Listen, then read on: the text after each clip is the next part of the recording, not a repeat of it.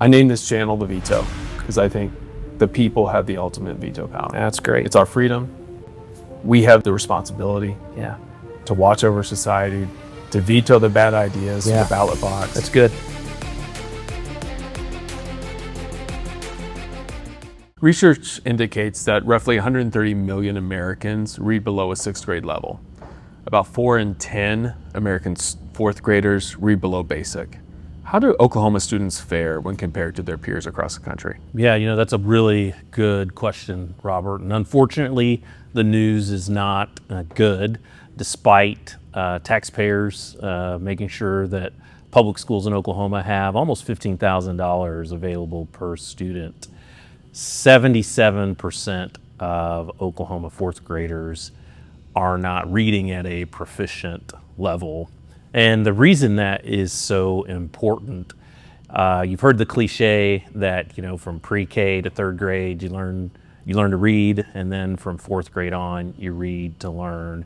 But it's really not a cliche. It is actually the truth. If you think about it, what starts to happen once you get to 4th and 5th grade is you get word problems in math, and then you have to start reading more complex science and other related subjects. And so it's a major problem for Oklahoma. And unfortunately, actually our reading performance has actually declined over the last decade, not improved. It's interesting you said that about the infusion of money. Right. In the private sector, if you want to fix a problem, you fix the problem. Right. In the public sector, it's you put more money into the problem exactly. without fixing the problem. Right. What is the solution? How do we, because I think everyone we need to have kids in Oklahoma who can read. How do we do that? Yeah, no, that's a great question. The good news is that, at least in this area, both innovation, which I know is important to you and your listeners, but then also what's been proven, there's a concept called the science of reading, and that's really a fancy way of saying or referring to phonics, which is what a lot of us grew up with. But then around the mid-90s, academia started playing around with some new methods of trying to teach reading. Some people might call it whole language or some other form. And essentially what it did is it tried to, by word association, teach kids to read. And it was somewhat deceiving, because if you have the right temperament or bent, so some people who learn, they actually grasp things pretty quickly by a picture. But that's not how all people learn. So there were some students who were able to learn to read anyway, despite something like whole language or 3Qing. But the vast majority of students, not just in Oklahoma, but across the country, really suffered. And the science of reading says this: it's basically phonics. And how it works is you're going to teach a kid sounds, and you're going to teach a kid their letters. So you start with letters, then the sounds of those letters, then you start putting those letters together, what are known as phonograms, and then actually teaching them how to sound words out and create syllables, so that then a student is prepared for just about any word they see, even though they wouldn't have seen a picture of it or heard of it before. And so that's how we taught kids to read. Robert, one of the things that's pretty amazing when you think about it is really probably the biggest separation between first world countries and third world countries is literacy. If you go back through the last few hundred years, what really set countries and nations apart is how quickly their people gained literacy versus all of their other competitors. And so that's what Oklahoma has to do, is get back to teaching phonics. And there's actually some really bright spots about how successful that can be. Is one of those bright spots, you hear it a lot, the Mississippi Miracle. How do we put that in context? Yeah, no, great. So very fascinating. People are probably like, wait a minute, we're talking about innovation and we're talking about Mississippi. That cannot be right. But actually it is true. So a couple of states started an experiment of going back to basics. Florida was one of those states, led by Governor Jeb Bush in the mid-90s. And a significant effort was made to really try to do three things. One, increase the options that were available to parents, whether it was public or private. Two, focus on accountability. And then three, focus on the proven methods. So several states embarked roughly around 2010 when there was a lot of sea change, when you saw a lot of more center-right leaning lawmakers taking over legislatures, not just in Oklahoma, but across the country. And so what's fascinating, Robert, about what happened in Oklahoma is that Oklahoma actually attempted to refocus our public schools on reading for 4 years, following what's now been known as the Mississippi Miracle. And unfortunately, in the fourth year, those who really supported the status quo really prevailed on getting lawmakers to retract. And it was actually a very sad, and really we now see a very devastating thing. So in the first 4 years that Oklahoma was pursuing these significant reading reforms, we're actually leading the country in reading gains. And since we've retreated from those, we've actually been one of the top leaders in the country in reading declines. And so we feel like Oklahoma has a great chance, and you're seeing lawmakers talk about that right now. Hey, we've put in enough money, there's more than enough money, let's try to focus on how those dollars are spent. I don't want to transition too hard here, but one thing, and we had Speaker Hilbert on, and obviously very passionate about literacy. Right. One thing we discussed is the connection with economic opportunity. Right. And part of that comes with businesses who want to stay here, need workers who can read and are literate, and business that wants to come here and grow, and Oklahoma is dependent on that as well. Another piece of that, though, when we're looking at economic opportunity, is taxation. Right. How are states looking at the tax environment across the country right now?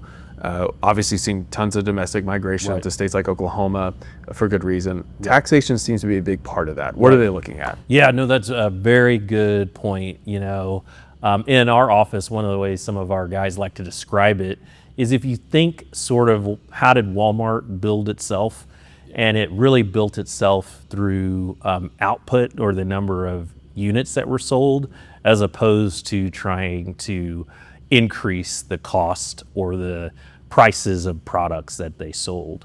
And it's kind of the idea of let's have more taxpayers, not a few taxpayers that have to pay a lot more. And so there's a number of states that have really seen that, hey, are there some core functions of government that need to be funded? Yes.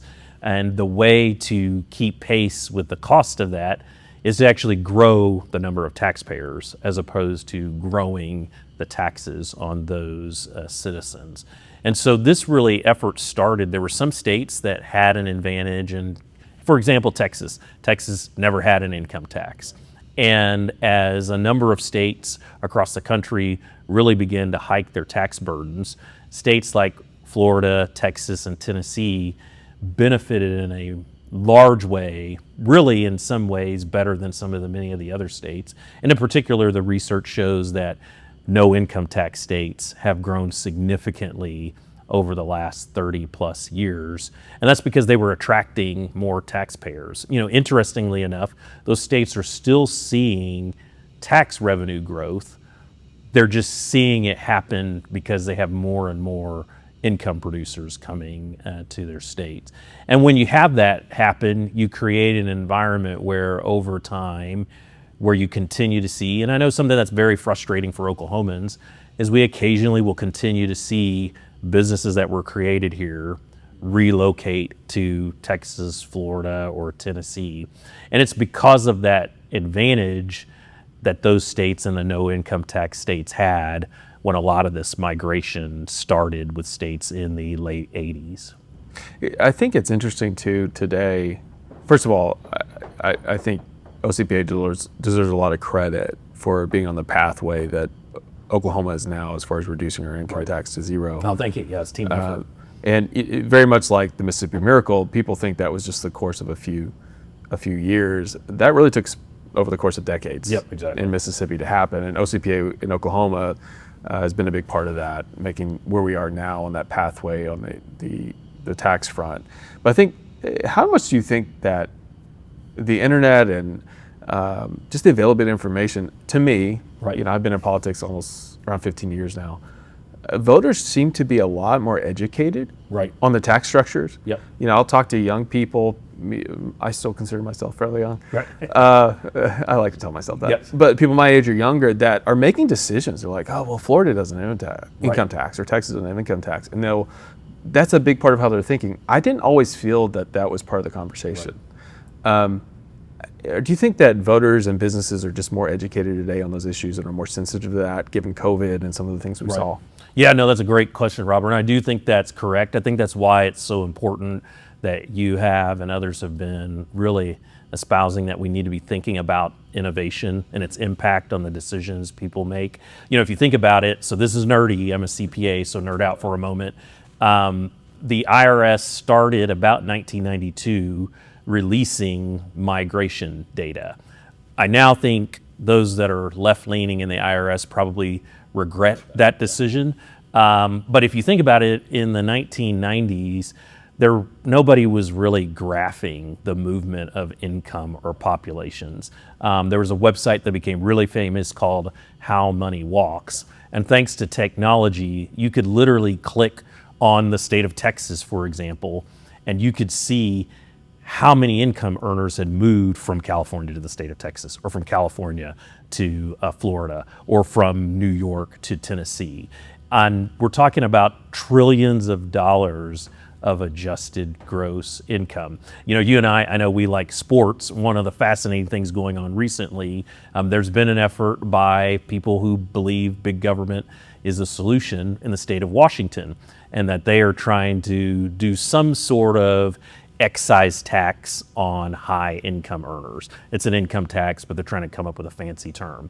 Well, one of the fascinating things is that baseball fans, particularly younger ones, are talking about how this is going to make the job of the Seattle Mariners much more difficult.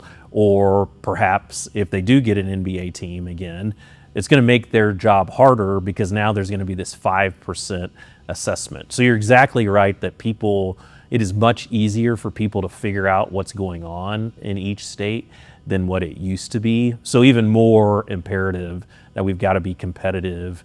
And what we say, be very judicious and very quick about eliminating the state's penalty on work, which is the income tax. You mentioned the penalty on work, and I think a lot of people, growing up, they graduate high school, they graduate college, they get in the workforce, seeing that reduction of the paycheck is that first reality for them of adulting, or really what government is. And so the income tax is that for a lot of people. But also that gets to a topic that I know OCPA has really talked about, and that is earnings and wages. While the government may not tax certain things, the government can, through artificial wage limitations, affect that. What are some of those issues on the horizon that are affecting earnings for Oklahomans around the country? Yeah, I think there's been a lot of talk recently just about an awareness of the headwinds that face people who recently graduate from college or people under 40. So if you compare what the future looks like for people under 40 in 2026 versus people under 40 back in 1996, what's going on? And one of the major things that we have seen, there's a gentleman that we were able to have, I think you saw a little bit of his writings, David Bonson. He's got a book called Full Time. And one of the things he talks about is that government regulation or price controls, as you talked about, is having a huge impact. And one of those has been state level increases in minimum wages. And what happens when the government comes in and arbitrarily sets a minimum wage or floor is they are interfering in market determinations about what is the cost of a newly skilled or someone gaining skilled, or if someone wants to use the term low skilled, what when you come out of 10th grade is far less than what you know after you've worked for 30 years. Well, when government comes in and says, hey, you've got to pay the 10th grader who's still learning to count change, you've got to pay them 15 to 20 bucks an hour. When you do that, that ends up resulting in small businesses in particular not being able to afford that labor cost. And one of the things, it's sad, but it's a fascinating statistic. You can go to OCPA's website and see that we have looked at states that have been passing very significant minimum wage increases, and the cost growth in those states is 30% faster. The states that's been the most aggressive, California, has cut more than 2 million jobs. And what we see over and over and over again when government implements a new regulation that's for the purpose of helping the most vulnerable, typically what happens is that the most vulnerable are actually the ones that get hurt the worst. And that's what we're seeing as a result of minimum wage hikes across the country, is they're cutting opportunity and limiting opportunity for the very people who need a new job or need to gain new skills. For businesses, we've coming out of COVID the last few years, and there has been this sense in the business community, I'm sure you've heard the same thing, of very difficult in certainly some professions to get workers. Right. Yeah. To have people who are able to go out there and work in whatever profession that is, especially during COVID years, we were paying people to stay home. What would you say to those who indicate, well, the money's just not enough, we need more workers, we need to pay them more? How would you address that? Yeah. Because I think that is an argument. I think that is one argument that people make. And I think one of the things that we need to do, it's always important when dealing with data or facts for us all to remember, okay, so if you don't have a skill and you go work for an employer and you don't have a skill, which all of us at some point were at that point. You and I could start talking about what the first thing was that we did. Yes. I believe the first job I had that was outside either lawn mowing or work I was able to get to the church from the church or babysitting. I think my first job with an official employer was I sacked groceries at Cliff's IGA on May and Northwest 63rd, and I think I made $4.25 an hour. Well, that's my very first job. So I was learning things about how do you look customers in an eye? How do you deal with people that are either having a great day or not having a great day? Well, I had no value other than that, I had a strong back, I guess, to that employer. But I was able to gain skills there. Well, if you overprice that time period, which that's what artificial minimum wages do, then you're going to prohibit people from getting the opportunity they seek. The other challenge is, and this sometimes is hard for people to realize this, but this really is the case. In relatively free markets, first world countries, consumers are the one that set the price. So if government comes in and overprices labor, there's only two things that can happen. Either that small businesses will reduce labor, or they have to increase costs. And so sometimes people will say, well, let's increase the minimum wage because that's going to result in a benefit to that person that got the minimum wage increase.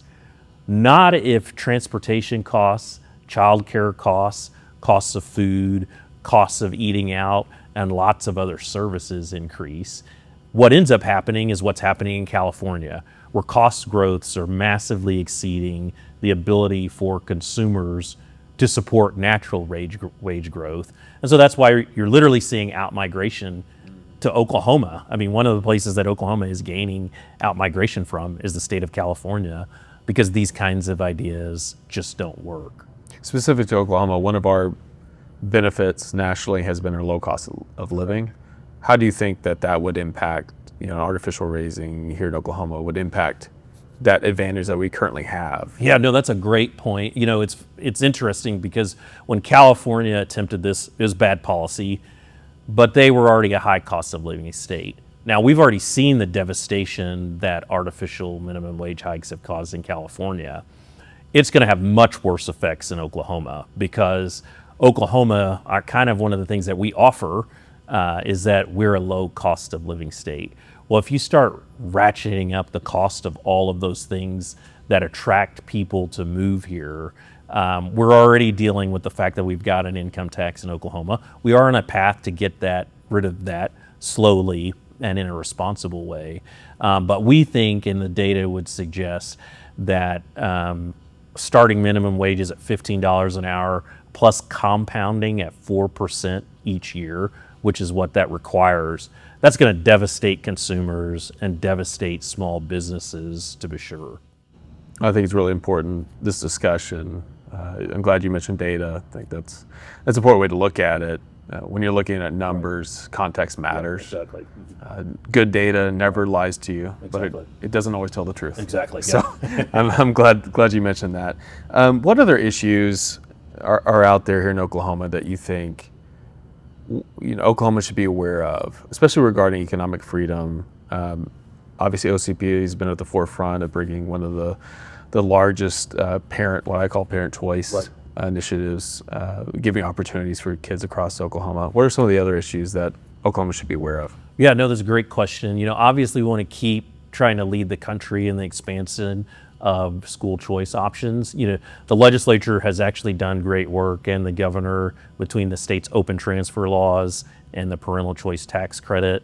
We need to continue to expand and strengthen those. One of the things I think, Robert, that would really help young people is greater accountability and scrutiny over our what's known as secondary education or higher education areas.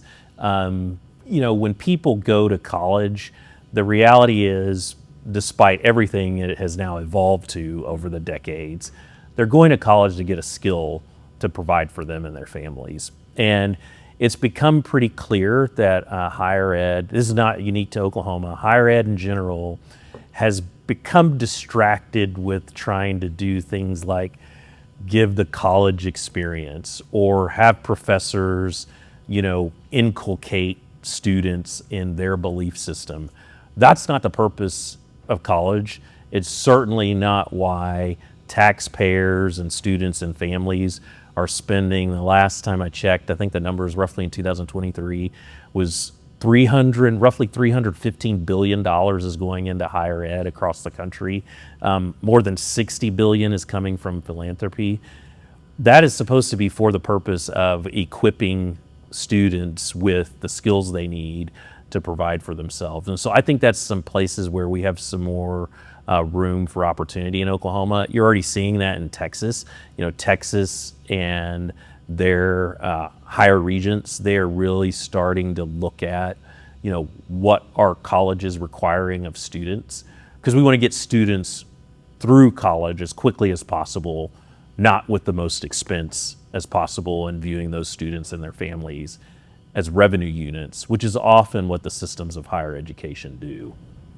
And I think that's especially important today with technology. Like you said, education's changing. Right. We have more options available than ever for parents, which is amazing. We have a few minutes left. I'd like to talk a little bit about OCPA and your mission.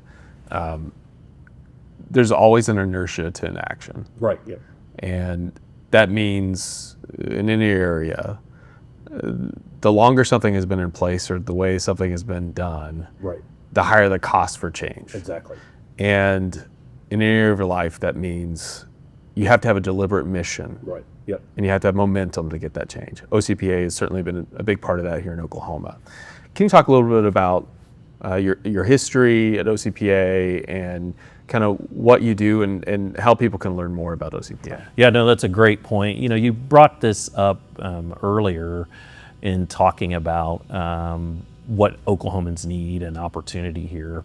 And OCPA really was begun by small business owners and their families who, Robert, quite frankly, they were frustrated that every time they thought about major capital, either acquisition or capital investment, places like Texas, Florida, and Tennessee looked much better. And so they said, hey, there's nothing different about the soil. Texas has oil, Oklahoma has oil. There's no reason why we can't do better. And so Dr. David Brown and his wife Ann really led. They basically kind of had a simple model: let's make Oklahoma better. We feel like the way you make Oklahoma better is by shaping culture, policy, and politics for freedom and an opportunity-based society. And so since 1993, OCPA has been trying to, one, provide research from a free market-oriented perspective. We are very open and transparent that we are focused on research based on the principles of free markets, limited government, individual initiative, personal responsibility, and strong families. And so we don't try to hide behind that. And how we approach all the various public policy issues are from that lens. And so we really are just continue today. We're now probably more on our second or third generation now of small business owners who want to see Oklahoma be all that it can be. And so that's why we've worked on workers' compensation reform, which sometimes sounds like a boring topic, but very important, especially education reform and even criminal justice reform and other things like that, because we're trying to make sure that government prefers taxpayers and prefers individual initiative as opposed to preferring that families have to go get permission from government first before they try to make life better for themselves. Well, wonderful mission, wonderful team you have at OCPA. If someone wants to follow along to OCPA's work, how can they follow what you do and get information about Yeah, that? no, great question. So I'd encourage anyone to check out our website, www.ocpathink.org. Got some neat tools there. We've got a scorecard that allows people to look at how their lawmakers are voting and in line with those principles of free markets. And then also have a judicial scorecard there where people can look and see how judges are ruling. Are they being referees or are they being judicial activists? And then our Center for Independent Journalism is there at that website, as well as our Fierce Fellowship Program, which it's our effort to help those 18 through 40 really learn those core principles that have made the United States of America great and Oklahoma a place to have opportunity for your family. So that's where I'd encourage people to go to our website. If you're really interested in finding out about us, on April 1st, Wednesday, April 1st, 2026 is our Citizenship Award Dinner. Definitely encourage people to come there. Tell them that you're a guest of Jonathan and they'll let you in the door, and look forward to seeing people there. Well, thank you so much. You're a busy man. Appreciate your time. Yeah, thanks. Thank you for watching this episode of The Veto. Be sure to like and subscribe to our channel on YouTube so that you never miss an episode. If you'd like to be on our email list, please go to yourveto.com. Don't forget that we the people hold the ultimate veto power. It's your freedom, it's your decision. We'll see you next time.